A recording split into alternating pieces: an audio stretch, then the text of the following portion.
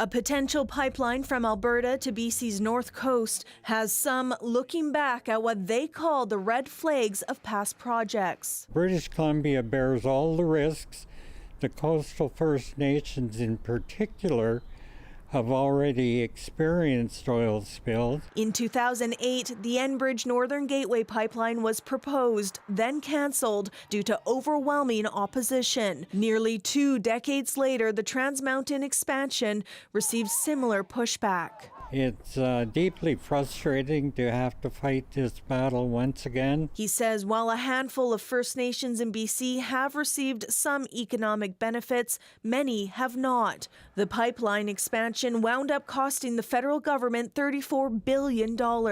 We're going to get $25 million when it becomes, I think it's close to 92% full, and it hasn't got there yet, so that benefit has not come forward to BC. And some argue many of the environmental promises fell short, too. The Trudeau government, when it made this purchase, made a number of claims that were not substantiated.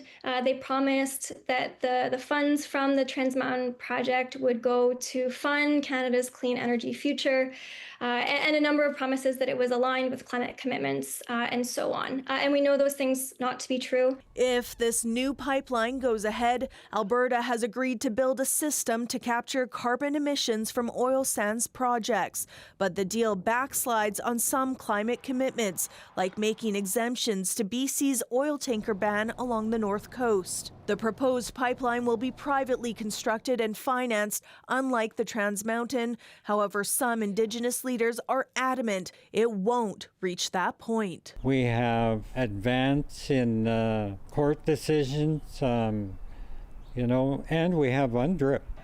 We have the Declaration on the Rights of Indigenous Peoples Act, which compels the government of British Columbia to seek our support. The federal government says BC and coastal First Nations will need to be consulted prior to any new pipeline being built. Alberta is slated to present its plan to Ottawa for review by July 1st.